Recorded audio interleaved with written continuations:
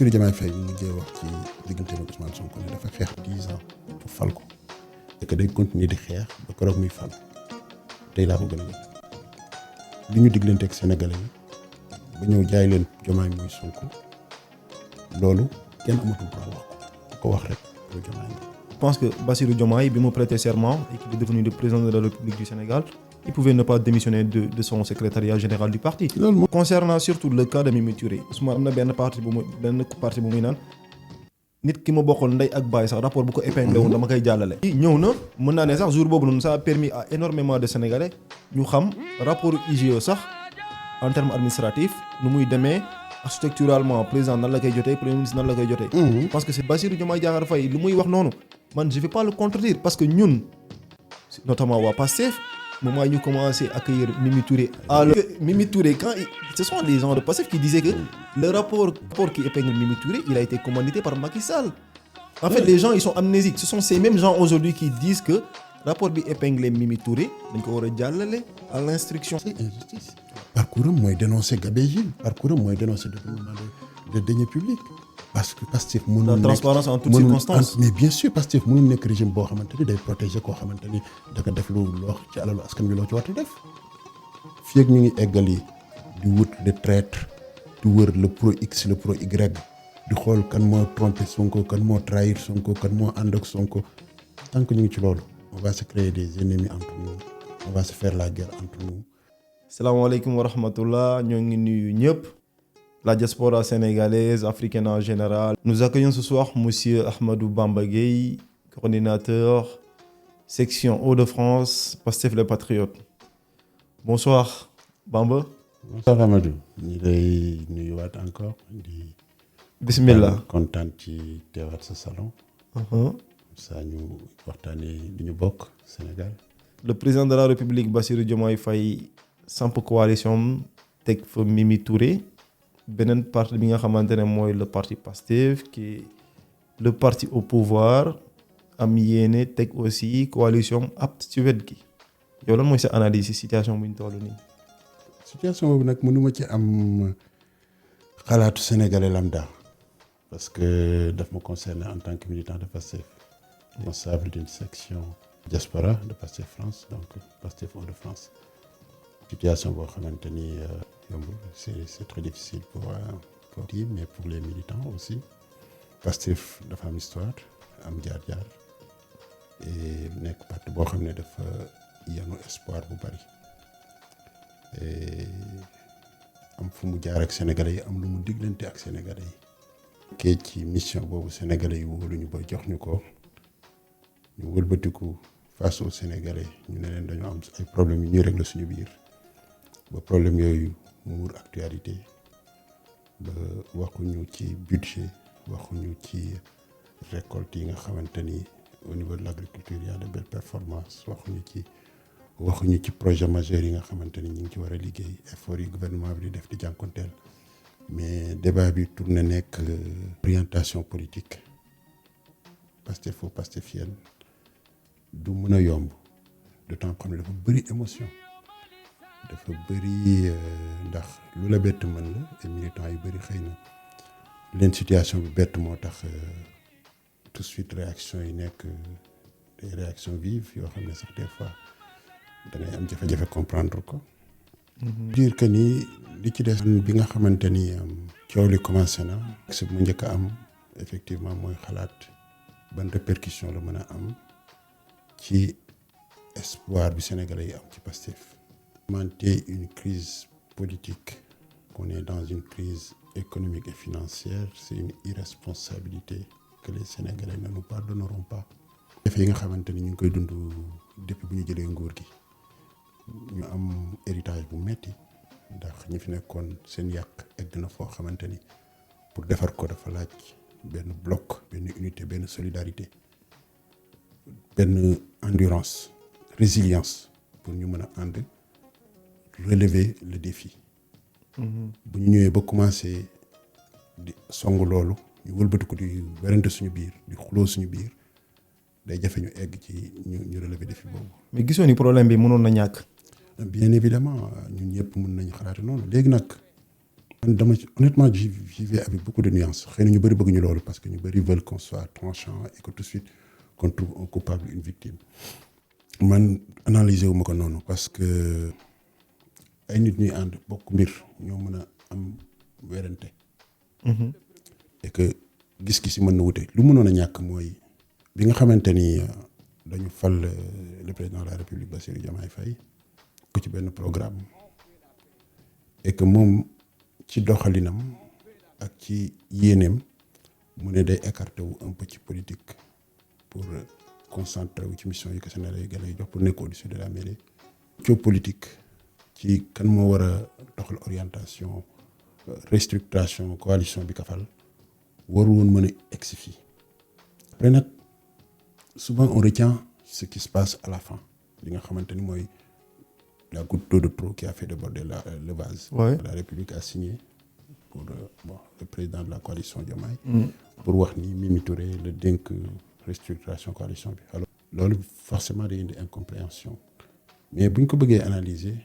aller plus loin man damay wax toujours que ni man diggante Bassirou Diomaye Faye ak Ousmane Sonko xajuma ci quoi et je sais même pas et loolu je pense Sénégalais yu bëri xamee nañ ko noonu lu ñu seq ñoom ñaar ñoom nga ko seq mais là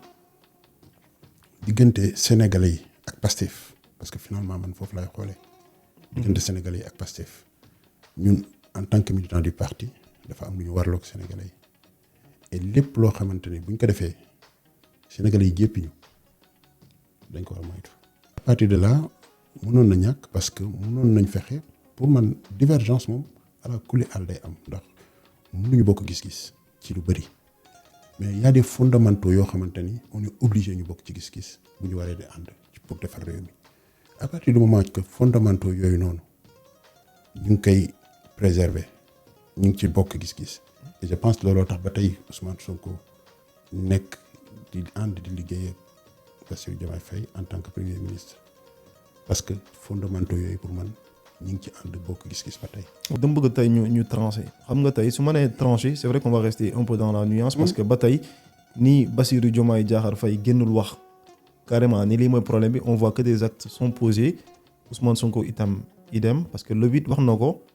laajte na public bi ndax coalition Bassirou Diomaye Diakhar Faye dañ koy tas wala duñ ko tas moom si boppam nee na duñ ko tas politique lay wax mais est-ce que yow gëm nga ni un durée di jiite coalition Diomaye président mën na nekk benn point de convergence. Mais non absolument pas de toute façon je pense que li xew le 8 ñun Sénégalais yi gis nañ ko Ousmane Sonko yamul ci wax rek ni duñ ko tas dafa yem def ci boole ne Aïda Mbodj moo ko restructuré def ci boole ne Mimi Touré moo ko restructuré et il a fait allusion à un rapport boo xamante ni voilà à partir de là. boobu dinañ ci ñëw si kanam Mimi Touré mënul jiite coalition boo xamante ni Pastef da ci bokk loolu c'est sûr. yow en tant que cadre tey lan mooy sa position. man ma position elle a été claire dès le début avant même ñu egg ci crise bi parce que man dama jàppoon ni contexte bu ñu créé coalition Diomaye président c'était un contexte difficile certes il y a beaucoup de personnes yoo xamante ni dañu gëmoon vision Pastef gëm ni candidat Pastef lañ war a jàppale pour mu jël réew mi parce que am na ay idéaux yu ñu bokk gëm mais aussi il faut le dire et le constater dafa am loo xamante ne ñun bu ñuy dugg ci politique boo demee Libre Solution da nga gis Ousmane Sonko di ko ci expliquer un peu mooy ñi nga xamante ni politique professionnelle lañ ko bëgg a def man j'ai toujours dit que ni ñiy jël seen wagon di xaar benn locomotive bu jëm ci pouvoir romb leen ñu accroché ko ci pour mu propulser leen. ñooñu au moment donné on doit leur dire stop. va dans cette coalition et c'était le cas avec Benno Bokk Yaakaar d'ailleurs. Des gens yoo xamante ni ils ont des mouvements où ils peuvent pas rassembler 100 personnes. Mais ils trouvent des raccourcis au lieu de venir dans des partis politiques d'envergure indi fa seen xam-xam indi fa seen vision xalaat liggéey ñoom comme leur objectif dès le départ c'est pas pour travailler pour le débat interne politique c'est pour am une carrière politique donc seen liggéey si seen jëmm la ils préfèrent créer des mouvements et après ils vont se retrouver dans la coalition di la wax ne on est dans ce qu'ils appellent souvent la conférence des leaders. Parce que li ngay wax ni moi l'exemple patent que je prends c'est Maître Moussa Diop. Oui, sans forcément nommer des personnes mais bien sûr il y a beaucoup de gens yoo xamante ni. Parce que gis nañu ni Ousmane Sonko quand il avait pris la décision dem aux législatives avec Pastef comme seul parti sans allié ñoom dañoo beru. Non, mais Bobo, désaccord, et qu'il n'y a pas que lui, c'est-à-dire il y a beaucoup de mouvements, beaucoup de partis politiques, parce que si on se retrouve dans un pays comme le Sénégal avec plus de 300 partis politiques, il y a des gens, Non, mais c'est scandaleux. ils ne font pas de la politique pour essayer de faire bouger les choses. Mais ces gens-là pouvaient dire la même chose de Pastef à ses débuts. Hein. Là aussi, il faut qu'on relativise parce qu'on était 200 et quelques partis politiques qui espace politique. Mais on a pu se tracer un chemin. Donc, mun naa comprendre ñeneen ñëw bëgg ñoom it mais voilà dañu bëgg a jaar fa Pastef jaar am nañ ci droit mais il faut juste dans le temps xool parti yooyu bu ñu dugg see léegi lan lañ jot a def am na parti yoo xamante ni tur ak adresse rek la ak benn turu leader pareil pour yenn mouvement yi et ils sont là depuis un bon moment ay récépissé la ñu yor di ko louer di ko abale di ko dénkaane je ne sais pas tu vois ñooñu bu ñu ñëwee dugg ci benn coalition avec ce titre de membre de la conférence des leaders xam nga et on les propulse directeur ou PCA parce qu'ils viennent pour ça. À un moment donné, il faut dire stop parce qu'on a toujours dit que les politiques warul nekk benn moyen pour am liggéey ou pour s'enrichir. Donc, dafa war a nekk une proposition de projet. Et que booy ñëw nga jàpp ci liggéey wala booy indi lu bees. nga fexe ba xam def la ca war. pour yow nga màggal sa parti. Mais loolu mooy méritu Pastef bu mu ñëwee jéemul langaamu ci kenn quoi. Et je me rappelle bu ñuy dem législative 2017 il y a eu des coalitions yu bëggoon def notamment ak Abdou Mbaye mais Pastef s'est tout de suite affirmé que ñoom dañuy avancer comme leader. Bon, tout n'était pas parfait dans ces trucs là mais ce qui est certain mooy parti politique yi ak mouvement yi bëri na si ñoo xamante ni seen tur rek lañ yor buñ ñëwee accroché wu ci benn locomotive pour ëllëg ñu faru dara la. moo tax man dama teel a gëm ni coalition bi dañ ko d'ailleurs bu élection jàllee. Je rappelle bien la coalition a été reçue en tout cas King Fahd Palace par le président et le premier ministre. Ce qui a été proposé mooy restitution d'ailleurs maa ngi fàttaliku Ousmane Sonko di wax ni tout n'a pas été bien préparé pour ñu am coalition bu gën a bu méngoo dëgg-dëgg ak lu ñu gëm ànd ak ñu bokkal gëm-gëm ndax man tu vois dans ces coalitions des gens yoo xamante ni je les connais très bien. Et qu'en 2022, à Guédiawaye, ils avaient soutenu Aliou Sall. Et en 2023, 2024, ils se retrouvent dans la coalition Diomaye. Donc, nous avons une bonne conviction politique. Non, mais Bamba, au-delà même de ça, moi, je pense qu'il y a une cohabitation de ces coalitions Diomaye président. Moi, il y a des personnalités que je vois. Une personne comme Mbougar. C'est-à-dire, Amadou, ces gens-là, nous, on leur donne beaucoup d'importance, malheureusement. Parce qu'on les évite sur des plateaux télé. C'est là où des fois j'en veux un peu à mes camarades de parti parce que on va chercher les gens qui nous insultent pour les mettre en valeur au fait. On les met en valeur. Ce gars, personne ne le connaissait. Au fait. On arrive à faire limite une personnalité. C'est comme ce qu'on a fait avec l'autre bouffon qui est sorti de prison d'ailleurs, qui fait les plateaux. On les met en valeur. Et pour moi, même des gens comme moi, à un moment donné, on était un peu tombé dans ce piège parce que quand si vous avez envie de le et tout. Mais finalement, on passe à côté de l'essentiel parce que tellement on perd du temps et de l'énergie à discuter ou à nous disputer avec ces gens-là, alors que... Ça, c'est sûr que l'espace public, elle est biaisée. Mais ça devient n'importe quoi, Amadou. Ça devient n'importe quoi parce que... Chaque fois, j'essaie de réfléchir sur notre trajectoire. Et ce qu'on a voulu construire depuis le début. Quand on s'est engagé dans ce parti, moi personnellement, j'ai mis un temps de réflexion qui a duré à peu près une année. En tout cas, minimum 8 mois, 9 mois, entre, disons, début 2016, quand je découvre un peu le parti par le biais de quelques amis, et août 2016, quand il y a eu la radiation d'Ousmane Sonko et que ça m'avait tellement révolté. Et j'ai voulu soutenir, dire que ce monsieur il est sorti nous dire des choses sur notre pays, des dysfonctionnements et il récolte une radiation. C'est pas juste. Il fallait le soutenir. C'est là où j'ai commencé à m'intéresser au parti jusqu'à ce que je décide en 2017 d'intégrer le parti suite à son passage à Paris quand son livre sur le pétrole et gaz. Bref, juste pour dire qu'à l'époque, l'objectif, quand on a intégré le PASTEF, c'était un parti de proposition, de réflexion, un parti de projet. Et on était vraiment dans ça. Et d'ailleurs, souvent les gens nous disaient qu'on était un peu un parti élitiste. Donc on était dans ça jusqu'à ce que arrivent les événements de 2021. Il y a eu de fortes adhésions. Et là, on nous inscrit dans un autre truc parce que on se fait tellement attaquer qu'il fallait répondre aux agressions qui nous étaient destinées, mais surtout à travers le leader de notre parti. Ça a finalement un peu changé ñu dellu ci wolof bi parce que yaa ngi ma doon wax ne tey moom da nga bëgg def wolof. waaw tey ko ci baal ma la ko wax. loolu dafa dem ba soppi. xar kanamu dafa xaw a soppi xar kanamu Pastef. ndax dañu dem ba nga xamante ni ci xëccoo boobu. werante boobu ñu amoon ak ñu jàmmaar looloon. dafa taxoon ñu gën a jublal xeex bi ci defante ko le fameux gatsa. Et dafa am gatsa boobu noonu dafa am lu mu bàyyi si ñun nag. Et malheureusement tey bi ñu jotee pouvoir nga xam ni pour man dañu war a génn un peu ci loolu ndax pouvoir bi sénégalais yi moo ñu ko jox. et sénégalais yi je ne pense pas xëy na ñun militants yeeg sympathisants yi ba tey ñu ngi ci bëgg a defante mais je ne pense pas que ni sénégalais yi foofu la ñuy xaar et d'ailleurs le premier ministre la dernière fois à l'Assemblée nationale. c'est à ça qu'il a appelé les militants et sympathisants que ñu changer débat bi ñu delloo ko fi nga xam ni fa la nekkoon parce que boo delloo ci livre solution fu mu bëggoon moom bu muy waxee vision fu mu bëggoon ñu doxee fa une fois au pouvoir nekk ñu foofu en tant que militant tey jii nii ce qui est en train de se passer c'est juste c'est très regrettable. Mais c'est incroyable. En tout cas, moi, je peux le dire, moi, en tant que citoyen, je ne suis dans aucune obédience politique. C'est à la limite d'une tristesse inouïe. Tey fu ñu jógee ak fu ñu egg fi tey maintenant Bamba man li ma bëgg mooy yow c'est quoi la solution parce que yàggul maa ngi déglu le directeur de SOMISEN Ngagne Demba muy naan premier pas bi Pastef war a def muy képp kuy militant ak sympathisant mooy nangu ni déjà problème am na crise am na. nit mënul miim ni crise am na ko problème am na on le vit au quotidien quoi nous tous nous le vivons donc problème moom ala kulli al mi fi man dama teel a wax bi coow li amee dama ne ñaar ñoo ñu ci mën a génne gis nga Amadou des fois il faut juste être réaliste et pragmatique. Bureau politique Pastef dox na ay jéego wane na orientation wax na ci lan lañ jëm et que ñun Pastef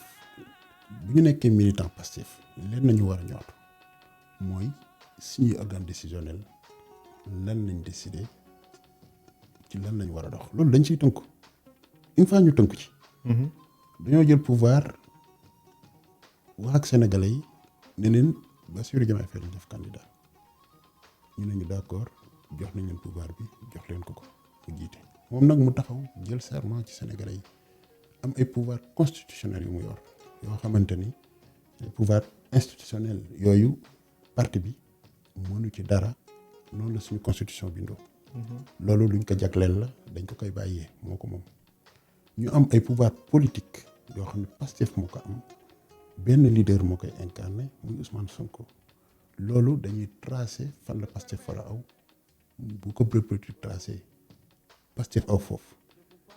Diomaye nekk ba tey le président de la République nekk un militant de Pastef te ba tey dégguma démission dégguma fi bureau politique dajale ne dañ ko exclure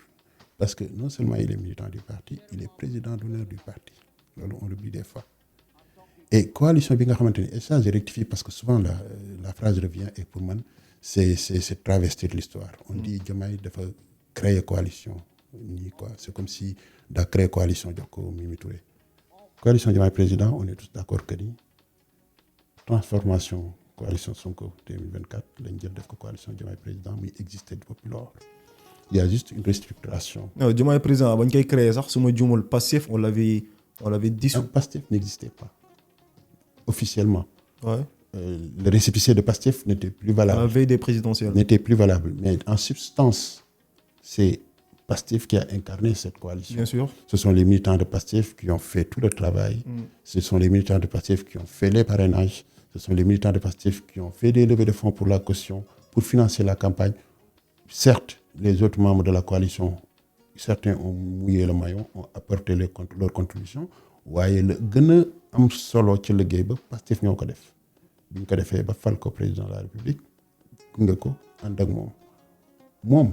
man ci li ma gëm te foofu dama ci bokk ñu bëri wuute ci li ma gëm et là je le dis parce que wax yombul. boo waxee ñu dëkkal la fu nekk. non les choix politiques on les assume, c'est des convictions. mais c'est pourquoi il faut jamais manquer de courage.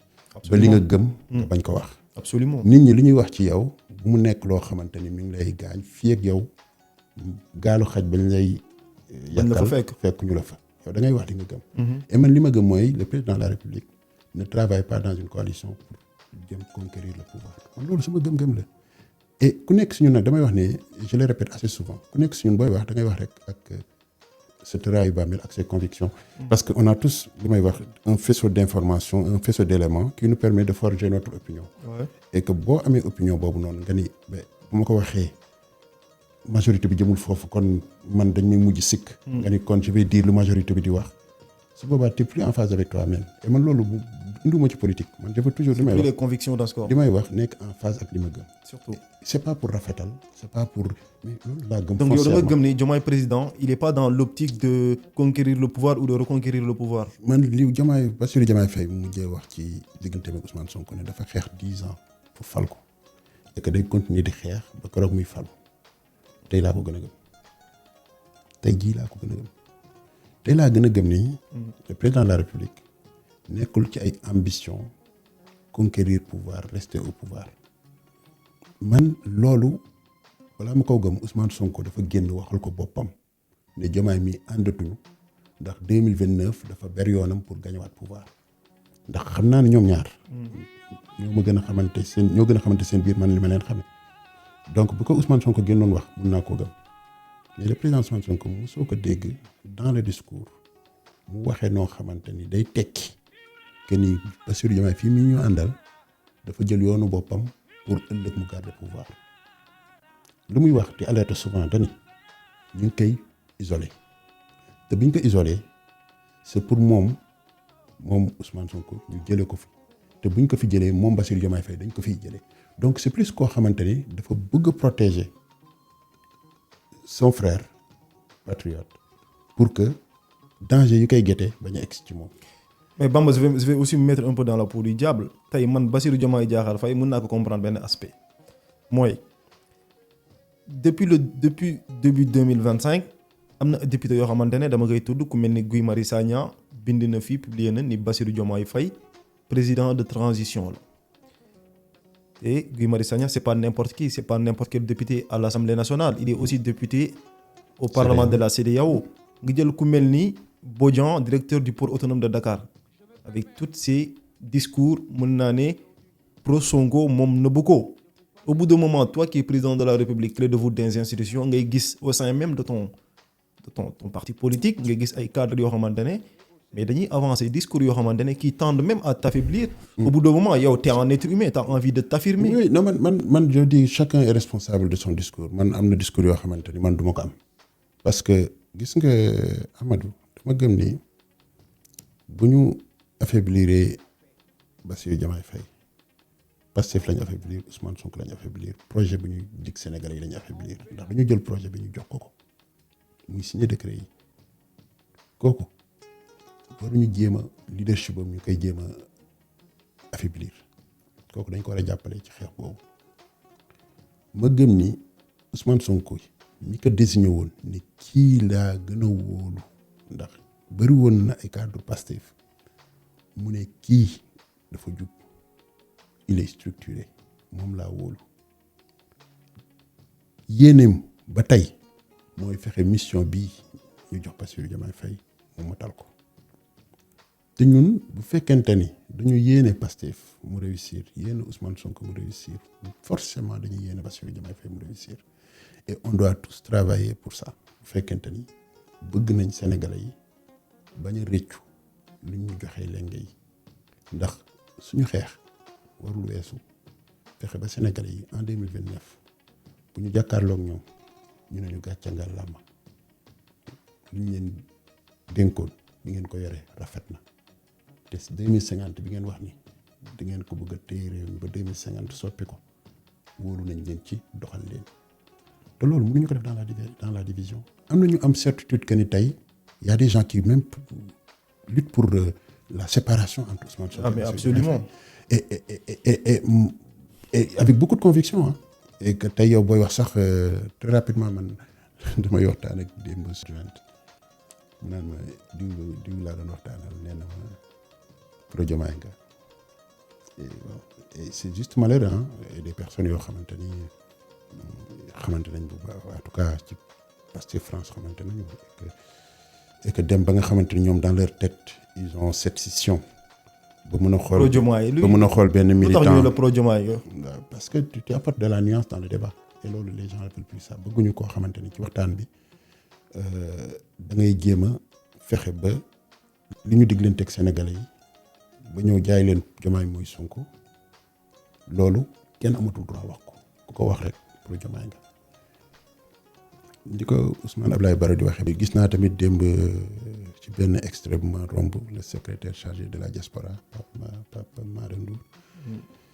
il disait que ni Diomaye sax pro Sonko la c'est-à-dire Pastef moo egsi foo xamante ni c'est devenu très compliqué ñu amal débat bu serein parce que y a des cages qui sont créées des étiquettes yoo xam ne da ngay ñëw ñu tafal la étiquette dugal la ci benn cage tëj la foofu tu vois et mënuñu am débat boo xamante ni c'est un débat nuancé. waaw mais loolu responsabilité fiscale est-ce que gisoon ni problème bi ba mu amee tey ni Ousmane Sonko ni Diomaye kenn génnul wax de façon transparente. kon naa benn poste dans lequel j'appelais le président Ousmane Sonko à ce que mu wax wala boog mu défendre ñenn ñoo xamante ni ce sont des piliers de ce projet te tendance bu am léegi dans Pastef mooy on essaie d'abattre ñi nga xamante ni bu ñuy ñëw ci Pastef bàyyi seen yitte yëpp di ci liggéey ñu bëri gëmuñu woon Pastef et ñooñu tey jii ñoo les cibles et boo gisee sax ñu bëri léegi avec beaucoup de zèle dañuy bëgg a wane benn radicalité ci loo xam ne pour man ñenn ñi sax gëmuñu ko c'est juste pour rassurer la base militante que ni ñoom tàmbali ci Sonko yam ci Sonko comme ni ñu koy waxee. Ouais. Et du coup yow dès que tu veux avoir un esprit. J'ai l'impression que c'est le nouveau mot d'ordre. Au fait il faut juste yow que nga rassurer la base que ni yow doo traître quoi. Parce que léegi. y a l'étiquette traître, il y a l'étiquette pro-Diomaye, il y a l'étiquette. Ça oblige certains dans le débat pour ñu épargner leen ñuy wax ci loo xamante ni bu ñu waxul sax normalement warul poser problème mais tu dois parler, tu dois sortir. Parler après tu reçois l'étiquette yow t'es le bon t'es top et que ñi ci des nga xamante ni dañu épouser l'esprit Pastef tey boo xool ñu ëpp ñuy wax dañuy wax carrément que ñoom du ñu militant Pastef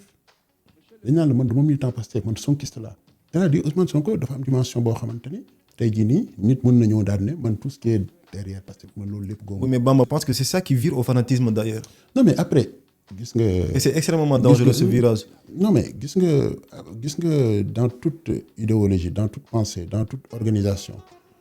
dina am nit ñi nu ñuy adhérer bokkuñu yan ambition lañu am bu ñuy ñëw ci organisation bi. tey jii nii dimension Ousmane Sonko il faut l'accepter et comprendre ko dafa toll foo xamante ni Pastef eggu fa ça il faut l'accepter. La dernière fois quand on allait au meeting d'Italie à Beauvais ñuy waxtaan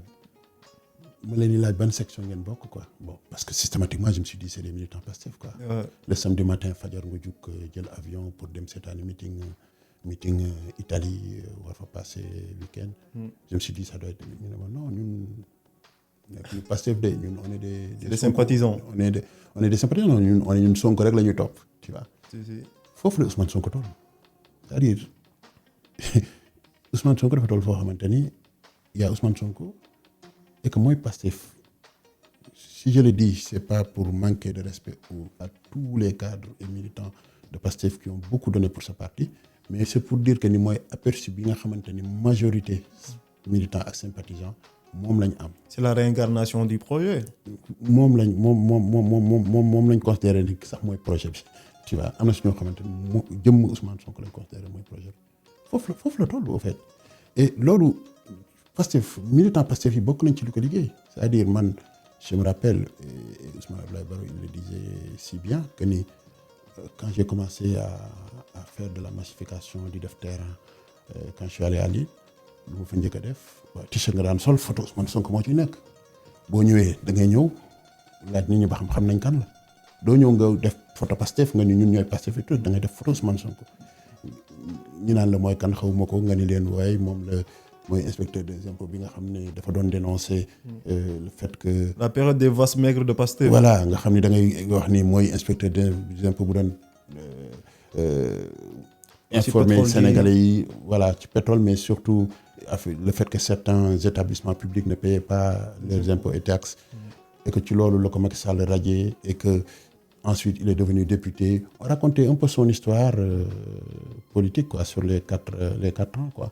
Et ci loolu nit ñi doon commencé jox ñu nopp pour xam ñun ñooy ñan donc ci loolu à travers Ousmane Sonko lañ doon expliquer Pastef et que bu ñu demee ba nga xamante ni li xew 2021 xew na mu nekk loo xamante ni àdduna ñoo ko ñaawlu y a eu une vague de sympathie bu ñëw fekk suñu vague boobu bu muy ñëwul pour dugg ci Pastef xool projet Pastef. C'était plus par non, affect. c'était pour ñëw protéger Ousmane Sonko. Et depuis cette protection nag dañ ko téye et nanguwuñu dara naqari ko nanguwuñu dara laal ko et protection boobu noonu moo tax tey jii nii même ba ci biir Pastef bu ñu jàppee ni da nga wax lu méngoowul ak li nga xam ne moom lañ bëgg a dégg que yow waxoo ni ki ngeen di protéger mooy ki baax ki mooy ki gën ki mooy ki sell ki mooy ki truc et que tout de suite tu deviens une cible. Alors que xamuñu ni ñoom ku ñuy protéger dañ laa fekk yow nga koy protéger pour 3 choses minimum da nga koy protéger parce que humainement dañ ko tooñ ay yoon dañ ko tooñ ci radiation tooñ ko ci li xew da nga koy protéger humainement parce que injustice lañ teg ci kawam et quand yow boo fekkee koo xamante ni da nga fonk justice gis ñu teg injustice da lay révolter da nga koy protéger parce que da ngeen bokk gëm-gëm am lu ngeen di xeex et que jàpp nga ni moom mooy ki nga xam ne mooy le porte-flambeau et que moom bu laalee suuf seen xeex laal suuf donc da nga koy protéger da nga koy protéger tamit parce que da ngaa wóolu gis-gisam wóolu vision am jàpp ni bu ngeen àndee liggéey di ngeen réussir léegi nag fi difficulté bi di amee foofu la mooy ki nga xamante ni organisation Pastef limite reconnaître ko jàpp nañu Ousmane Sonko rek fi nekk même bu nekkee ci Pastef ci xewu Pastef bu fay ñëw c'est parce que Ousmane Sonko moo fi nekk. waaw mais loolu carence boobu aussi l'école du parti au sein de Pastef ils ont une responsabilité dans cette histoire. il y a beaucoup de je veux dire militant bi nekkul sa doom bu nekk ci kër gi nga ko yar quoi militant bi ku ñëw la adhéré te bu muy ñëw am na lu ko indi faut juste nga xam ku nekk lan moo ko indi ba xam la ko indi moo fa nekk moo ko fa war a bàyyi ou pas pour man il faut juste effectivement que le parti se structure davantage et je pense ñu ngi ci fexe ba nga xamante ni militant bi yenn débat yi gën ko ñor que yeneen. léegi Bamba ñu ñëw si diaspora venons en France gis nañu problème bi ba mu amee y a eu cette vague de communiqués un peu en Europe ou partout dans le monde que ce soit des Pastef Amérique Pastef Koweït et partout mais je l'ai toujours dit le noyau de Pastef où ça a toujours existé que ce soit Pastef PDS APR la colonne vertébrale de ces partis politiques au sein de la diaspora c'est vraiment la France communiqué yi ba mu commencé wadd daanaka ñëpp ils étaient plus concentrés sur le communiqué de Pastef France je pense que dañoo toog ay fan ñëpp di réclamer la position de Pastef France ñu rappelé ni le ministre Aliou Sall le coordonnateur de Pastef France ba mu génnee li xew si ginnaaw gis nga ko xam nga ko tu fais partie de ce bureau te aussi cadre de l'Assemblée générale. Voilà ba ñu gis ni am na yenn section yoo xamante ne notamment fii en Île-de-France su ma juumul la section 94 Val-de-Marne c'est bien ça ñoom dañoo détaché wu ci communiqué Pastef France bi. Il y a pas que 94 il y a eu beaucoup de sections yoo xamante ni avant même Pastef France di communiqué am na ñu jot a communiqué bi Pastef France communiqué ba pare am na ñu génnewaat seen communiqué parce que jàpp nañ ni lu Pastef France communiqué doyul loolu. démb si guddi on avait une réunion au niveau de Pastef Hauts-de-France. À la fin j'ai dû relire le communiqué parce que tellement j'ai entendu de critiques sur ce communiqué que je me suis dit bon il y a quelque chose peut-être qui m'échappe ou qui échappe au public. J'ai dû relire le communiqué pour leur dire lan moo ci nekk lu ci war woon nekk wala lan moo ci war a nekk lu ci nekkul et je pense pas que j'aurai de réponse parce que communiqué bi ça a été fustigé parce que tout simplement man ci li ma gis je peux me tromper il faut juste ces histoires de communiqué man dama ci amul position bu claire man dama jàpp ni le bureau politique de Pastef France de Pastef d'une manière générale de Pastef est dirigé par Ousmane Sonko. Bureau politique bu mu demee gis le président de la République waxtaan ak moom dafa génn communiqué et ci communiqué boobu noonu ñu wax ci lu leer que gis nañ président de la République waxtaan nañu ak moom waxtaan bi en toute fraternité déglu nañ ko la ñu nekkoon nag ña nga ca mooy dañuy eggale construire suñu coalition apte ñu travailler ci mu nekk lu leer man ma bokk ci ñi gëmoon ni communiqué boobu dañ ko waroon fësal bu militant yëpp jot ci xam lan mooy moo door léegi bu ñu demee ba ci yàgg lañ mooy communiqué bi ñoom ay dafay génnee palais communiqué bu ñu def woon waaye mooy bu bureau politique bi def bu ñu paree ci loolu ñu jékki-jékki je pense mu jumul Pastef Canada moo njëkk a communiqué ndax communiqué boobu en tout cas laa njëkk a gis ci groupe AG bi am ku ko dugal daal ne ba est-ce que waruñu def comme Pastef Canada quoi ñu communiqué apparemment c'était pour montrer à Ousmane Sonko que il a tout notre soutien et man mon réflexe a été de dire ben le parti a communiqué si toutes les sections cellules et de coordination se mettent à communiquer ça devient un désordre pour man restons sur le communiqué du parti parce que communiqué du parti il faut se dire que ni les gens l'ont fustigé dañuy waxuñu fi dara joxuñu information parce que il faut se dire juste que avant communiqué du parti di génn dafa am ay rumeurs yu génn il y avait notamment les pages de Bara Ndiaye qui avaient donné quelques informations. waaw mais Bamba ban lecture ngay am ci communiqué boobu après la sortie des Ayib Daffé communiqué Pastef Sénégal. xam nga communiqué Ngagne Demba Touré j'ai bien apprécié sa sortie sur Walf wax na ci communiqué du compte rendu de réunion bureau politique bi nga xamante ni coow li commencé na ils ont pris l'initiative d'aller voir le président pour ne ko yow ci parti bi nga bokk parti bi nag jiitu woo ko parti bi lii la bëgg a def coalition bii nii nga nekk président parti bi da cee bokk te comme jiitoo parti bi mënoo wax ci turu parti bi ci coalition bi te yow jiitoo benn parti donc lu ñu lay wax mooy. Bamba ñëwaatal foofu maanaam tey Pastef ba tey mi ngi ci coalition Diomaye président. Ousmane Sonko lu mu wax dafa leer bu mu def ni coalition bi duñ ko tas dañ koy restructurer. mais en même temps Pastef mi ngi nekk di togg beneen coalition. non même coalition bi c'est là où c'est compliqué parce que Ousmane Sonko lu mu nekk di wax mooy ñun dañu defar benn groupe bu fal président benn coalition boobu dañ nekk di ko soppi président ne ko coalition bi ma fal nee naa diw na ma ci defal liggéey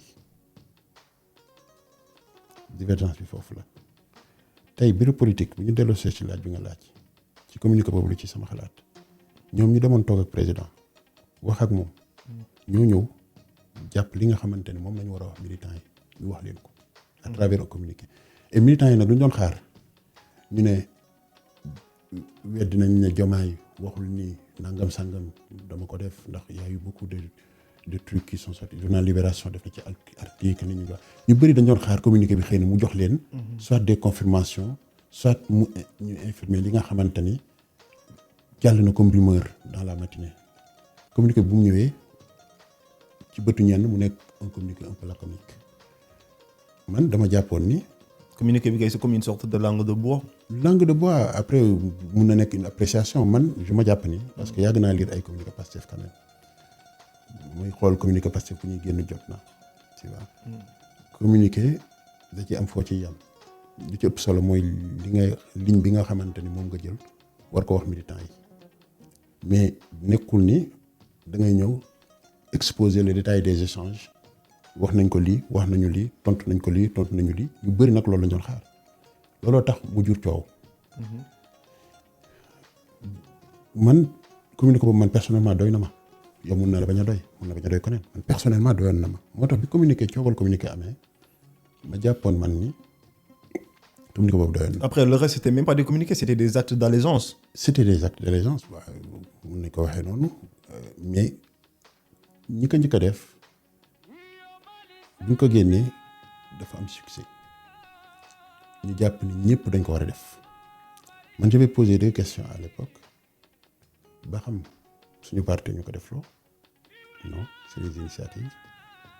ba xam Ousmane Sonko da ko soxla et je ne pense pas que ni soxla na ko xam nga Ousmane Sonko dafa wax yu am solo yoo xamante ni man moom laa koy gisee mooy quand il dit que en politique il est indestructible nekkul koo xamante ni day xaar si li ma jàpp mun naa juum day xaar si ñun ñu koy exprimer que ni ñu ngi lay soutenir ñu ngi lay jàppale. pour man lu mu gën a xaar si ñun mooy lu mu wax vendredi ba le passé mooy ñu impliqué wu ci liggéey bi nga xamante ni sumb nañ ko ci naan ci suñuy actes yu ñuy posé si suñuy jukko si suñuy melokaan si suñu ñuy waxee je ne suis pas sûr que ni des fois comportement yi ñuy am ci réseaux sociaux yi nekk na loo xam ne da koy cautionné. c'est pas salutaire. je ne pense pas parce que lii ñu alimenté crise bi nii ba mu egg ci benn niveau ba jur animosité yu mu jur parce que à un moment donné il y a eu des attaques personnelles. Et il y a eu beaucoup de manipulation malheureusement aussi beaucoup de manipulation parce que bëri na lu xew loo xamante ni avec recul ñi ko posé sax je pense que bu ñu wéetee war nañ xam ni waru woon demee noonu. mais Bamba revenons un peu sànq li nga wax parce que sànq da nga wax lu am solo nga ne dañoo xamal président ni que président ba tey il est militant du parti. il est militant même si moi. et il est président d'honneur. Ouais. Voilà, même si moi je pense que Bassirou Diomaye bi mu prêté serment et qu'il est devenu le président de la République du Sénégal. Il pouvait ne pas démissionner de son secrétariat général du parti. Il y avait un intérim bi nga xamante ni dañ ko tëj nekkatul woon secrétaire il y avait un intérim. notamment Ayib Daffé mais bu mu ñëwee moom daf ni du jëlaat poste bi day dem nekk au-dessus de la mêlée. moo tax effectivement et c'est normal que les gens se posent la question ki nga xamante ni daf ni. et qu'aujourd'hui il s'active à créer une coalition. Pourquoi mu bëgg pas créer une coalition encore une fois à maintenir une coalition peut-être à la restructurer et pour man. jaru ko fi woon man dama jàpp ni foofu sama lecture mooy bi nga xamante ni ñun ñëpp d'accord nañ ni le leader politique de Pastef c'est Ousmane Sonko des problèmes d'ordre politique Diomaye waru ci impliqué wu ba ci werante ak Ousmane Sonko ba ci jël position. mais Bamba yow depuis 2017 yaa ngi ci parti bi yow tey tu n'es pas n'importe qui au sein de Pastef. bon je reste un petit militant de la. ouais on peut le dire mais tey man dama bëgg nga jox ma schéma parce que man. J'ai aussi mes théories machiavéliques peut-être gis nga lii yëpp c'est comme une sorte de scène de théâtre boo xamante ne minutieusement réfléchi par Ousmane et par Diomaye parce que Ousmane ñu bëgg ko ñu nangu ko c'est un fin politicien tey tenir cette coalition Diomaye président pour faire le vide autour de l'opposition. Pastef n'est pas dans cette démarche je pense pour créer le vide au contraire. Oui, mais là il y a le vide parce que l'opposant de Pastef c'est le Pastef tey. Oui pour man Pastef n'a pas besoin de ce vide Pastef a besoin d'avoir une opposition sérieuse boo xamante ni dinañ mën a jàmmaarloo ci xalaat ci xam-xam ci werante si nu ñu war a yore réew mi. Je ne pense pas qu'ils aient besoin de cette acrobatie ak tout ce que ça a pu créer comme désordre pour jéem a créer un vide parce que effectivement bu fekkoon looloo tax pour man c'est un échec parce que finalement ça se retourne contre nous finalement les dégâts que ça crée un peu partout mënoon na ñàkk je ne pense pas que ce soit ça pour man c'est un malentendu pour man c'est que c'est réparable. man je suis quelqu'un boo xamante ne parce que la fissure elle est assez profonde maintenant. Ah non mais il y a des fissures après pour les rafistoler ce sera pas facile c'est sûr. Mais pour man on a vécu des épreuves dans Pastef ñun def nañ ba ñu existé ñuy wax ex-Pastef. Ouais. Et je ne sais pas qu'est-ce qui nous a ressuscité d'ailleurs parce que ex-Pastef lañ doon wax. Ouais. Donc am na lu ñu jot a dund. Et que je dis toujours tout ce qui ne nous tue pas nous rend plus fort. Ouais. Donc pour man épreuve la une de plus et que war nañ ci jàng ay leçons à tous les niveaux pour buñ ci génnee. ñu mën a ëllëg bu situation yu mel ni waree ñëw ñu xool nan lañ koy gérer parce que pour man li mu jur lu mu yàq bari na effectivement. mais Bamba Ousmane Sonko am na benn kàddu bu am solo ba mu wax ba ma bàyyi xel mu ne concernant les rapports notamment rapport bi concerné Mimi Touré beneen bi mooy Abdourahmane Diouf moom si boppam nee na les enquêtes sont en cours. Abdourahmane Diouf y a pas de rapport. y a pas de rapport dafa ne juste dafa am lu jot a tey suñu xel ñoo ngi càmbar. mais concernant surtout le cas de Mimi Touré Ousmane am na benn parti bu muy naan nit ki ma bokkoon ndey ak baay sax rapport bu ko épinglé woon dama koy jàllale. bien sûr. aussi ñëw na mën naa ne sax jour boobu noonu ça a permis à énormément de Sénégalais ñu xam rapport IGE sax en termes administratifs nu muy demee architecturalement président nan la koy jotee premier ministre nan la koy jotee. parce que gisoo ni. ce bataille là entre kii mooy nekk tête de cette coalition wala kii mooy nekk tête de cette coalition c'est juste l'arbre qui cache la forêt en fait man je pense que la divergence bu profond seen diggante man li ma gëm mooy c'est parce que Mimi Touré y a un rapport qui l'a épinglé et que le président Bassirou Diomaye Diakhar Faye lu muy wax noonu man je vais pas le contredire parce que ñun notamment waa Pastef moment ñu commencé accueillir Mimi Touré à leur sein. yow bokkoo Pastef donc. Non bokkuma Pastef non parce que Mimi Touré ce sont des gens de Pastef qui disaient que le rapport qui épingle Mimi Touré il a été commandité par Macky Sall. En fait les gens ils sont amnésiques ce sont ces mêmes gens aujourd'hui qui disent que rapport bi épinglé Mimi Touré dañ ko war a jàllale à l'instruction. Oui, non mais après je veux dire commandité ou pas je pense que man personnellement bu coow li amee parce que man moo taxoon ma ne bu fekkente ni y a un rapport définitif contradictoire amul benn rapport bu war a nekk sous un coude comme ni ko Macky Sall daan defee lu njëkkoon génn je me rappelle c'était en janvier 2023 je pense le 4 janvier 2023 un truc comme ça c'était un article boo xam ne le quotidien moo ko bindoon et boobu c'était un pré-rapport c'était un rapport d'étape la ñu doon wax et à un moment donné dañ ko jàllale woon ci quotidien Madiambal Diagne pour à l'époque on connaît les méthodes de Macky Sall c'était ça donc dañ ko fuité loon pour commencer dénigrer Aminata Touré parce que am na fu mu jaaroon ak ñoom quoi ci élection 2022 yi voilà on connaît un peu l'histoire bu mu bëggee présidence assemblée après Macky Sall éjecté ko mais Aminata Touré c'est nous qui l'avons reçu dans son je veux dire si on se rappelle du meeting d'ACAPES ci laa ko njëkk a gis mu ñëw New York Ousmane Sonko ñu dalal ko boobu on était encore avec la coalition Yewwi Askan Wi donc ñu ngi nekkoon ci xeex bi et boobu ci lañ njëkk a gis Aminata Touré jege ñu ci lañ njëkk a jege. et te yéen a ko seetaloon. après seetal ak taqal non je ne pense pas que ce soit seetal ou taqal ndax ñëw na jege ñu ba pare ñu soog a commencé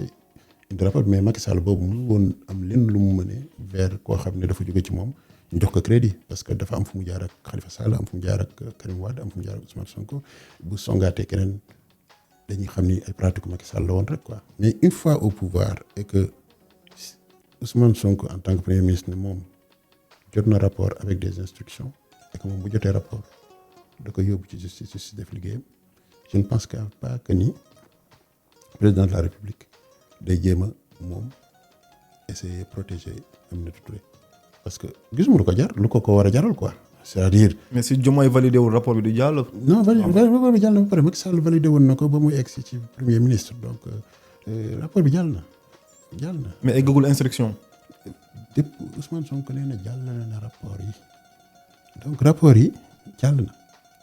et que c'est à la justice de faire son travail et que si jamais Aminata Touré est coupable dans cette histoire que la justice fasse son travail si elle n'est pas coupable justice seetal ko ba mu set parce que benn instant il faut juste que ñu d'accord ci leen ñun ñoo ko waxoon ñoo ko digle ñoo ko nekkoon di fustiger bi nga xamante ni Macky Sall la nga koy def utiliser ay justice pour dóor benn ennemi loolu Pastef du ko def ndax du waree fam et c'est pourquoi j'ai bien apprécié le discours du PM à l'Assemblée nationale ci traitement dossier judiciaire yi et que ñu war a bàyyi justice mu jël temps def liggéeyam mais bàyyi mu jël temps tamit warul tax mu xaabaabal et que il y a un minimum de célérité à respecter pour que célérité boobu nekkul pour condamner nit mais célérité bi c'est aussi pour seetal nit ndax nit ki plus ce dossier nekk ci procédure lu mu gën a yàgg tuuma bi ñu teg sa kaw gën a yàgg bu fekkente ni daf la fekk mandat de dépôt wala bracelet électronique day gën a yàgg donc célérité boobu day permettre ki def ñu teel ko àtte ak askan wi teel ko daan mu teel a dem tëddi penam ki deful ñu teel ko setal mu teel a libre teel a dellu ci ay activités moo tax tout le monde doit se battre pour la célérité nag ne veut pas dire précipitation célérité ne veut pas dire nga ñëw bëgg jàpp nit ku ko gaaw tëj ko léegi. après Bamba gis nga communication bi génn après le bureau politique ñoom Ayib Daffé mañ demee palais en tout cas ba tey c'est comme ça ni ma la ko waxee ce sujet c'est extrêmement difficile d'en parler parce que ni Diomaye ni Sonko ba tey kenn waxul à part démb le directeur de cabinet du président jéem a wax quelques brèches mais waxul lépp. parce que suñu nee le cas Mimi Touré quand ils l'ont évoqué et que le président dit le rapport il a été commandité. non mais attends loolu tamit dégg nga li ci Ousmane Abdoulaye Bara wax ndax xam nga man je me méfie du téléphone arabe c'est-à-dire nit wax la nga jël wax bi waxaat ko keneen nee na man ki fekkee moo ma gënal même ki fekkee bu lay nettali xëy na dina am lu mu omettre wala mu am loo xam ne bu mu la koy wax ñu ngi koy déggee ak la taxoon muy wax bokkul wax dafa jafe ci li ma dégg Ousmane Abdoulaye Baro wax ko te moom nee na moo doon distribuer parole ci waxtaan boobu waxewu ko ci sens boobu ci li ma comprendre effectivement rapport bi c'est sous Macky Sall et que sous Macky Sall accepté woon recommandation yëpp ba mu des benn loolu Ousmane Sonko moo ñu ko nettali assemblée nationale. les honoraires voilà ci honoraire bi lañu la wax ni validé wu ko donc rapport bi dafa dem fa mu war a dem léegi nag li ci des médias yi ñoo ñu ko wax ak député bi nga xam ne moom fekkul wax ji waaye moo nettali wax ji loolu nag man pour man ça doit pas être le centre du débat ku taq ba justice démontré que ni yow am ay preuve yu leer ni yow da ngaa def yoon tegu sa kaw na mu war a tegu sa kaw ku taqul mu setal la ba nga set wecc. parce que bu ñu ko defal suba rapport ku mu épinglé tamit. mais c'est le président qui l'a commandité. au-delà de ça sax man dama jàpp ni c'est-à-dire on parle de Pastef quoi c'est-à-dire Pastef parcours am lan la Pastef parcours am mooy dénoncer injustice. parcours am mooy dénoncer gabegie parcours am mooy dénoncer détournement de deniers publics. parce que Pastef mënul la transparence en toutes circonstances. mais bien sûr Pastef mënul nekk régime boo xamante ni day protéger koo xamante ni da nga def loo ci alalu askan wi loo ci war a def. loolu waxuma la sax suba et tout ça veut dire que c'est le fondement de notre engagement moom mooy écrouler wu ça veut dire que ñun on est dans le faux c'est-à-dire loolu kenn su ñun mënu ko tolérer képp ku engagé woon pour la transparence la bonne gouvernance mënoo tolérer am rapport bu épinglé nit ak ku mu munti doon ñu toog di la épargne ci lenn mais nag dans cette clameur li ñu war a moytu tamit mooy nous emporter ci loo xamante ni justice joxe gu ci liiwam wax joxe gu ci xalaatam. bu justice waxee ba wax xalaatam ba ni diw lii yow lañ jàpp ni yaa ko def et que lii ginnaaw yaa ko def daan bii mooy dal sa kaw su boobaa ñu xam ne lii kat kii lii ko dal buñ ko yéene wut da ko war a dal ñu nangu ko pour man loolu am solo waaye lu am solo nekkul ba xam parce que on aime trop les détails Amadou. On aime trop. Je vois souvent les chroniqueurs sur les chaînes, sur les lives, sur les réseaux sociaux. On est trop dans des détails. Ça ne fait pas avancer le débat. Et pour moi, à la veille, comme nous l'avons dit, nous sommes plein marathon budgétaire. C'est-à-dire, nous allons au Sénégal l'année prochaine. Non, mais il y a tellement de sujets importants. On a un déficit. Tu vois le temps qu'on a mis là à parler des communiqués, du rapport, des trucs, alors que on parle d'une possible restructuration de la dette et que tout ce que ça peut engendrer comme conséquence. On a actuellement en cours des réformes yu war a ñëw ci justice. On a récemment gis ni renégociation yi ñu def ci yenn contrat yi commencé na apporter les fruits et qu'il y a d'autres renégociations en cours. ñu xool les performances ci période hivernale bi. Performance agricole yi fan lañ ci toll. On est en plein campagne on a vendu aux Sénégalais que ni dañu war a industrialiser. Il y a des choses qui sont en cours mais jusqu'à présent eggaguñu jusqu'au bout et que les agropoles tout ça liñ ci war a def les autoroutes de l'eau xool fan la liggéey bi toll les projets structurants fan lañ ci toll. On a un ministre des infrastructures à qui on a donné un budget assez important en tout cas ci projet de budget bi loolu lépp fan la yóbbu Sénégal. On a tous ces débats à mener la restructuration bu dee politique la restructuration de Pastef congrès bu ñu war a dem nan nañ war a def Pastef mu nekk un parti performant li ñu jot a réaliser yëpp nan nañ ko mun consolider et que nan nañ gën a mën a adapté wu ci environnement bi ñu nekk en tant que parti au pouvoir parce que le fait d'être parti au pouvoir a forcément ses avantages mais il y a beaucoup d'inconvénients il y a des points faibles yooyu nan nañ mën a fexee ba du parce que tey jii nii li xew bu ma jëlee exemple li xew Pastef France mënuñu ko woon imaginer pendant qu'on était dans l'opposition et pourtant on avait beaucoup de problèmes dans l'opposition. Mais yéen Pastef France ba tey est-ce que Aliou Sall au jeu de vos statuts et de vos règlements à l'interne war na nekk ba tey coordinateur Pastef France en même temps qu'il est ministre. Au jeu du règlement nga wax de amul benn texte benn écrit ci règlement parti bi bu wax ni ku nekk ministre mënatoo jiite coordination amul benn écrit bu wax ni ku nekk ministre dem Sénégal nekk fa ministre waratoo nekk coordinateur xëy na lu ñu war a waxtaanee la ba xam dañ ko war a def texte déet mais pour répondre factuellement amul. Je peux comprendre ñi nga xam ni pour ñoom c'est une incongruité que ki jiitee coordination bi nekk bitim réew mais des fois je me dis juste que ni on oublie un peu l'essentiel parce que Pastef France nañ ko mos a manager au niveau de xam nga on avait travaillé pour qu'il y ait 2 organes le bureau exécutif et l'assemblée générale sachant que les membres du bureau exécutif sont des membres de l'assemblée générale xëy na foofu à un moment donné il y a eu un déséquilibre parce que substance bu ñu waroon jox assemblée générale dans la conception joxuñu ko ba tax na mu am benn basculement benn déséquilibre xëy na entre les 2 entités et que bureau exécutif bi moo mujj am benn pouvoir boo xamante ni à la base c'était pas ça qui était prévu mais loolu tamit bi ñu koy def c'est parce que les textes du parti préparé wuñu woon diaspora bi ni ñuy fonctionner ñun ñoo xalaatoon liggéeyoon ci ay textes validé ko pour doxalee noonu mais il y a de nouveaux textes qui sont arrivés qui sont entrés en vigueur yoo xamante ni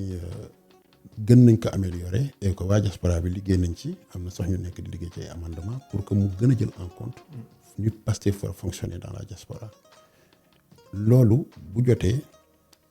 ñu def renouvellement la base sera choisir ñan la ñuy def ay délégués ñu nekk ci assemblée générale de cellules yi de sous-section yi de section et assemblée générale yooyu ñooy fal ñan ñooy jiite parti bi. mais seen congrès bi kañ la.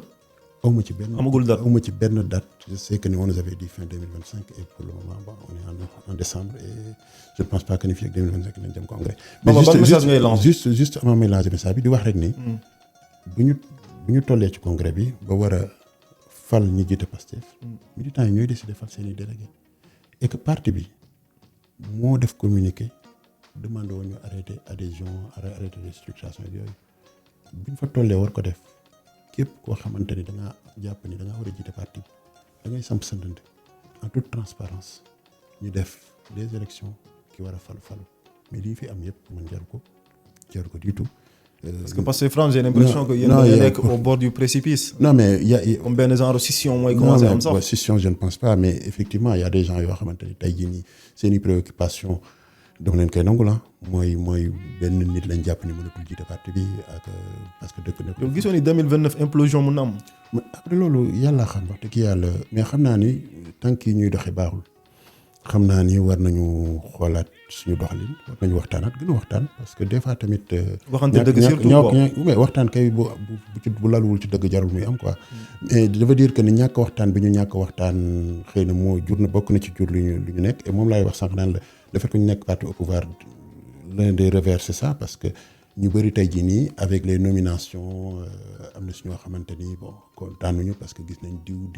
nommé parce que jàpp nañ ni y a un clan boo xamante bon léeg-léeg sax da ngay dégg nit ne la wooy yow ci clan bi nga bokk da ngay xaar nomination bon ça c'est des futilités bon c'est pas jamono ci yàgg ku nekk xam nga sa bopp mais juste pour dire que ni loolu bokk na ci lu polluer un peu atmosphère bi parce que booy déglu discours yi lu ci bëri si loolu lañ ko accès kan lañ nommé wul kan lañ truc et loolu malheureusement ex-pouvoir moo tax ñu commencé dund loolu quoi. En tout cas man message bu may lancé waa Pastef ou bien les leaders de Pastef s'ils n'y prennent pas garde boo jëlee les militants de Pastef et les sympathisants de Pastef weesu wuñu 1 million. donc tey boo xoolee la masse sénégalaise qui vote c'est cette masse silencieuse. dañoo war a bàyyi xel ñooñu. parce qu'en réalité ñi ni milité Pastef ñoo xamante ne sax en réalité c'est eux qui votent amuñu sax carte Pastef. donc moi je pense que c'est débat de parti. c'est vraiment accessoire. non mais loolu man sax gis nga. c'est très accessoire. gis nga Amadou man j'irai plus loin parce que suñu combat nekkul rek gis nga garder pouvoir c'est pas en faisant de la politique en faisant des trucs des débats ci xëccoo poste yooyu ngay garder pouvoir gis nga garder pouvoir ñi ñu jox leen ngay ñoo ko mën a garder gis nga waxuma la sax sénégalais bi nga xam ne amul parti mais même militant bi nga xamante ni engagement moo ko indi ci politique ak vision ak confiance bu mu am ci équipe bu gisul résultat yi mu espérer woon ci équipe boobu noonu moom ci boppam day démotiver donc li ñuy mën a garder le pouvoir mooy lii ñu diglanteeg sénégalais yi ñu xar si suñu tànk tubéy ba nga xamante ni sénégalais yi dañuy rëccu lu ñu yéexee joxe réew mi leneen lu ñu def lu dul loolu dañuy jéppi. L'essentiel est ailleurs. dañuy jéppi gis nga man je suis même pas dans les calculs statistiques ba xam man ñu falaat ñu bañ ñoo fal c'est pas le plus important pour man très honnêtement parce que des fois dinañ la fal ci juumte wala ñu fol la ci juumte donc fal beeg foll bi c'est pas le plus important ci man le plus important ci man mooy à l'heure du bilan lan lañ teg ci table bi qu'est-ce qu'on a pu faire. Qu'est-ce qu'on a pu réaliser? Parce que je le dis souvent, moi, je prends juste l'exemple ici en France de François Hollande. Il a fait énormément de réformes structurantes. Quoi qu'on puisse dire, tey bu may xoolee lu mu jot a liggéey lu ci bëri ça a été déconstruit par Emmanuel Macron, mais lu ci bëri lu am solo la ci société française. Mais à l'heure du bilan, il a même pas osé dem nekkaat candidat parce que dem nañ ba créer benn image ci moom boo xamante ni mënatu woon sax am sañ-sañu présenté wu. Et pourtant liggéey na loolu nag lu ko waral mooy li nga xamante ni y a eu une guerre des ambitions au niveau du parti socialiste ku nekk jël sa yoon sur les plateaux télé dañuy ñëw di ko saquer di ñëw di réguler et loolu ça affaiblit Hollande mais pas que Hollande ça affaiblit le parti socialiste. C'est ce syndrome qui guette Pastef d'ailleurs. moo tax ma ne la sànq bu fekkente ni dañuy liggéey luy affaiblir Bassirou Diomaye Faye wala luy affaiblir Ousmane Sonko mais surtout Pastef qui est affaibli après dañuy delluwaat ku nekk sa ruux et lu ñu xeexoon ba egg si fii ne ñun bu ñu ñëwee dañ koy réaliser duñ ko def parce que nit ñi dañuy mujj nañu ay amateurs lañu ñii seen bopp rek leen ñor ñii politique rek moo leen ñor alors que nit ñi lu ñu bëgg mooy des actes yu améliorer seen dund et le gouvernement est en train de faire des efforts colossaux ci loolu man quand je regarde les débats publics gis ñi nga xamante ni ñi ngi koy def ci réalisation wala ñu ngi projeté wu pour def ko ñu ngi teg les bases pour def ko mais c'est très rassurant malgré le contexte c'est très compliqué c'est très rassurant mais loolu lépp lu ko nar a éclipser mooy ce débat ko Ils sont dans la politique politicienne non malheureusement loolu day nëbb lépp lu ñuy def. En tout cas débat boobu le plus tôt ñu régler ko teg ko de côté jubli continuer liggéey bi le mieux c'est fii ak ñu ngi eggali di wut le traître di wër le pro X le pro Y di xool kan moo trompé Sonko kan moo trahir Sonko kan moo ànd ak Sonko tant que ñu ngi ci loolu on va se créer des ennemis entre nous on va se faire la guerre entre nous alors que ku ci nekk li ma gëm mooy militant bi nekk fële di attaquer keneen ki naan ko pro X nga ñoom ñaar ñëpp pour man lu leen gën a animé lu leen gën a yitteel mooy Sénégal defaru. Bamba, une minute pour nga lancer message Diomaye. Oui, je pense que message bi rassemblement de. Mais bien sûr comme ni ko communiqué Pastef France defee xam naa ne communiqué bi amul succès mais man quand je le relis je suis très satisfait de ce qui a été dit parce que c'est un appel à la cohésion et c'est la première fois ma gis d'ailleurs qu'un parti politique mu am ñu woote def appel à la cohésion ñu ne leen waroon leen woote cohésion quoi da ngeen ne équilibriste la ñuy wax c'est juste incroyable man li may ñaan rek mooy xel yi gën a wàcc xel yi gën a ñu indi sérénité on peut rien réussir ci xëccoo beeg dàggasante bi xuloo bi dóorante bi xastante bi ñu jëm def que chacun fasse preuve d'assertivité maanaam yow am nga sa xalaat ci mbir mi am nga say conviction ci mbir mi mais nga def effort déglu ki ci des lu muy wax ak lu tax mu bëgg koo wax te xam ni kenn su ñun warul jàpp ni moo gën a bëgg moroomam Sénégal kenn su ñun warul jàpp ni moo gën a bëgg moroomam projet bi réussir kenn su ñun warul jàpp ni moo gën a fonk moroomam suñu leader Ousmane Sonko. donc ba tey Diomaye mooy Sonko. man loolu gis nga loolu dama la ko waxee sànq rek lenn mooy tax ma weddi ko mooy ki ñëwoon nañu fal leen ko moom mooy man mu taxaw nañu nekkatuma moom nekkatul man muy Ousmane Sonko man dama nanguwul des animateurs des chroniqueurs des je ne sais pas quoi di ma wax li ma war a gëm man Ousmane Sonko dama koy déglu de des fois damay wax yenn camarades militants yi je pense que ni maa leen gën a déglu Ousmane Sonko man chaque discours Ousmane Sonko mun naa la jox contexte bi wax li ko taxoon wax ak fa nga ko doon waxee je l'écoute et je l'écoute pas pour ne est-ce que yi je l'écoute pour le comprendre je l'écoute pour xool fan la bëgg a jëm lan la bëgg a def et que li ma gëm ni man tey ci bu ma ko jotee déglu ba tey mooy fa mu tegoon curseur bi ci digganteem ak Diomaye ci yoruñu réew bougé wul waaye comme ni mu ko waxee côté politique ci ni ñu bëggee orienté wu ci coalition politique fii ñu toll nii bokkuñu yoon bu ñu jël et que foofu man appel bu ma ciy def président Diomaye laa koy def. kenn na ñëw fekk si Ousmane Sonko ci lu mu nekk parce que c'est lui le leader de Pastef et on pourra avancer. Merci bien. Merci beaucoup Bamba, c'était un plaisir. C'était un plaisir. Merci à toi. On vous dit à la prochaine, c'était le salon. Ouais. Excellente soirée.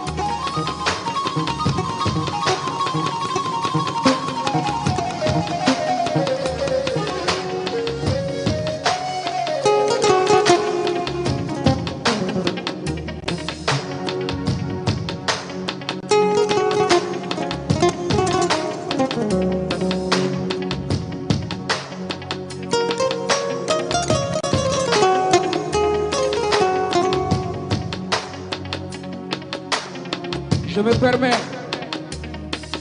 aujourd'hui de vous parler de la paix en Afrique,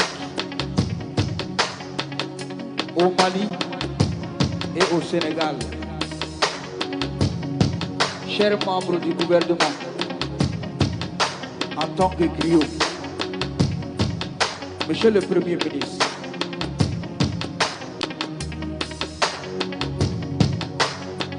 on veut la paix. On veut la paix. On veut la paix. On veut la paix.